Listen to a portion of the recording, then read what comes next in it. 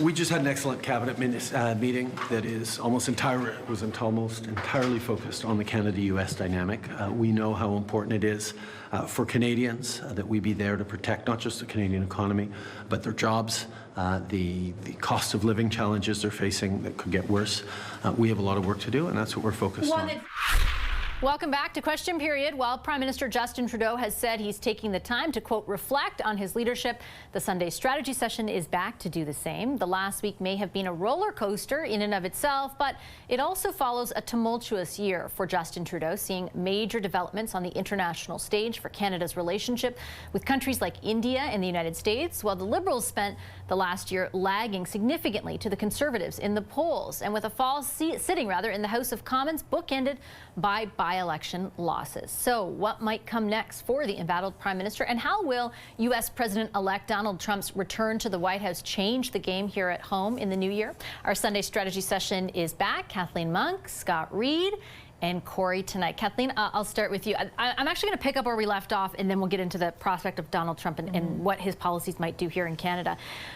We were talking about the Liberal leadership and essentially if the Prime Minister goes. And I'm wondering, based on some of the numbers we were just discussing around where they're polling right now, how much of a difference you think a new leader can make, particularly with the sort of prospect of an election now closer than it was even a few days ago? Well, we have seen from polling that actually a new leader, new Liberal leader, some of the names have been tossed around, whether it's Freeland, Carney, Anand, others, Jolie, Champagne, do give a lift to the Liberal Party. And, you know, it is true that on those profanity-laden bumper stickers or those flags that fly across our country, it's Trudeau's name. It's not the Liberal Party brand. So there is a chance that with a new leader, if they could execute a leadership process quickly, efficiently, the Liberals could get some lift from that. But that said, I don't think government's in the cards for them. I think that Canadians want to turn the page. The desire for change is a strong one and really impacts on elections.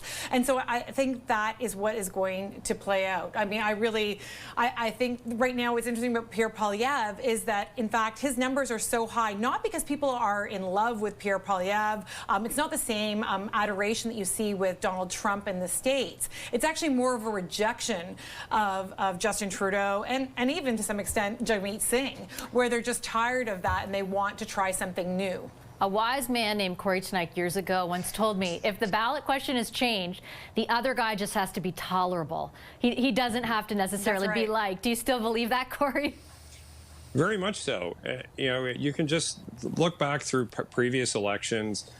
You know, at the end of the day, as great a fan as I am of Stephen Harper, and I am a very big fan, he was not selected because the country fell in love with him. It wasn't Harpermania sweeping the country. It was a country that was tired of Liberal government, and they wanted a change. And as much as I'm a fan of Doug Ford, for instance, here in Ontario, it was a similar dynamic. And you see this again and again. And now the Liberals are on the receiving end of that time for change move.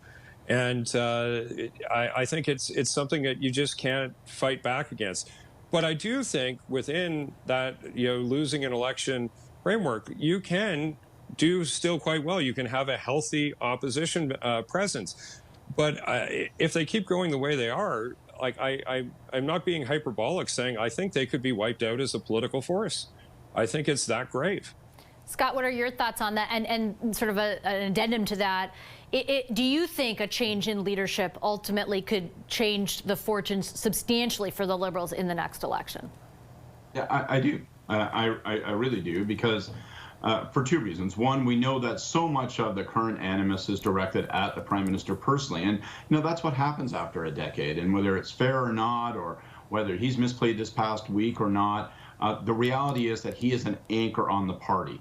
So it isn't so much about go find a kite as it is remove the anchor. That's thing number one. Thing number two is, as long as the Prime Minister remains in the picture, people are not willing to have a hard look at Pierre Poilievre, what he represents as an alternative in some of his blemishes. That conversation just can't get started as long as Trudeau is there. So instantly his departure provides that lift, that opportunity. And if you happen to pick someone who's got some game, who's got some talent, it's not impossible for an incumbent party to actually take the mantle of change. You have to make tough decisions. You have to be real about it. You have to actually make policy, personnel.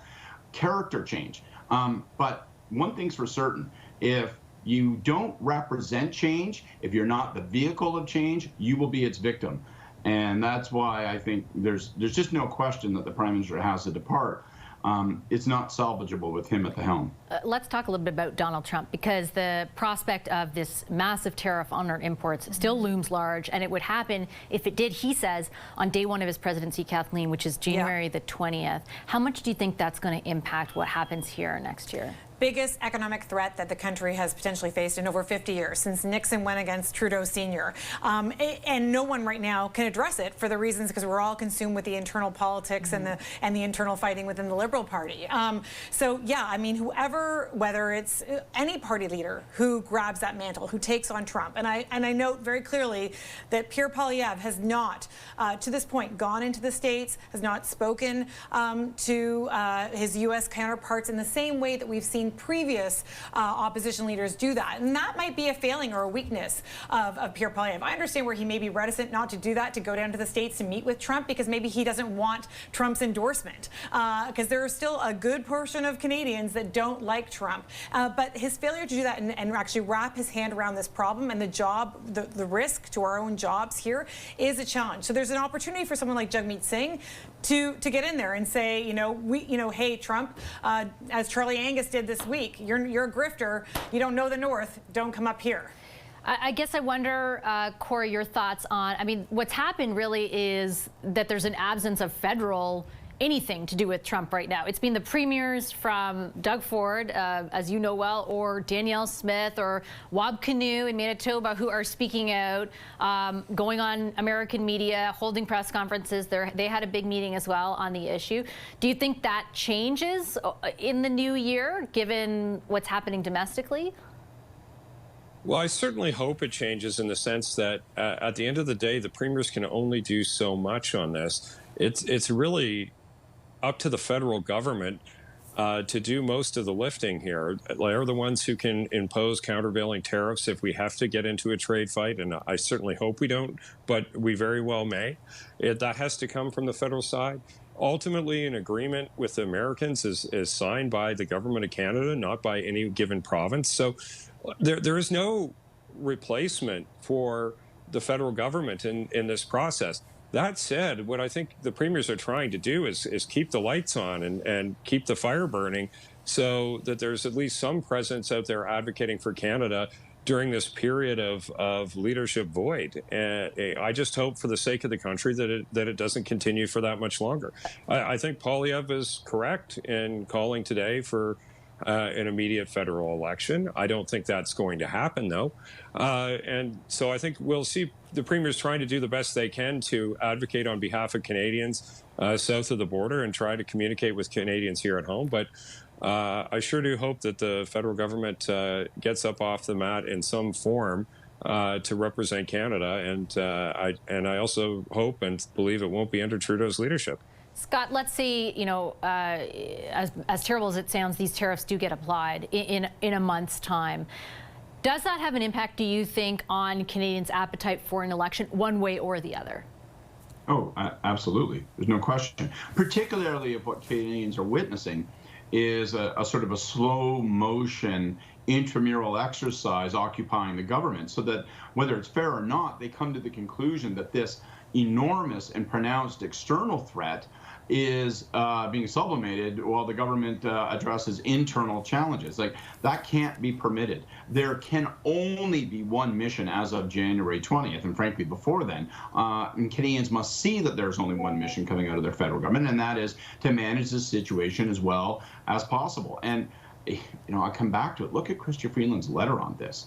I mean, she effectively said that the Prime Minister was not managing this file correctly in her estimation, and she's his finance minister. You got to put Dominic LeBlanc front and center on this file. We're going to have to be agile. We're going to prepare the country for what's coming, and we're going to have to minimize the harm. That means introducing all sorts of policies to help people and industry through this time. It means taking corrective action, a little carrot, a little stick. It means trying to figure out how we get those tariffs, if they are applied, repealed as quickly as possible. This is a complex, multi-part play. We will need all of the premiers in the harness. And it's not obvious how you can do that if the federal government is occupied with itself. Yeah, it's a great point. I mean, they're going to have to, essentially, whomever is the prime minister will have to navigate, if this comes to fruition, Kathleen, a recession and potentially a trade war. Exactly. Yeah, and it's hard to see how Trudeau, as wounded as he is, pulls together the premiers, presents a united front, and actually takes on Trump and fights for the jobs and for Canada overall. He's just too wounded. We said this a few weeks ago on the show, that in fact, one of the good reasons to go to an election right now is whoever is prime minister needs a new and renewed mandate to go up against Trump. Okay, on that note, I'm going to leave it. Guys, I've stolen so much of your time this week. I can't tell you how much I appreciate you lending it and all your insights and analysis all year. Look forward to seeing you in the new year. Merry Christmas. Happy holidays. Merry Christmas. Kory Teneycke, Reid, and Kathleen Monk, our Sunday strategy session.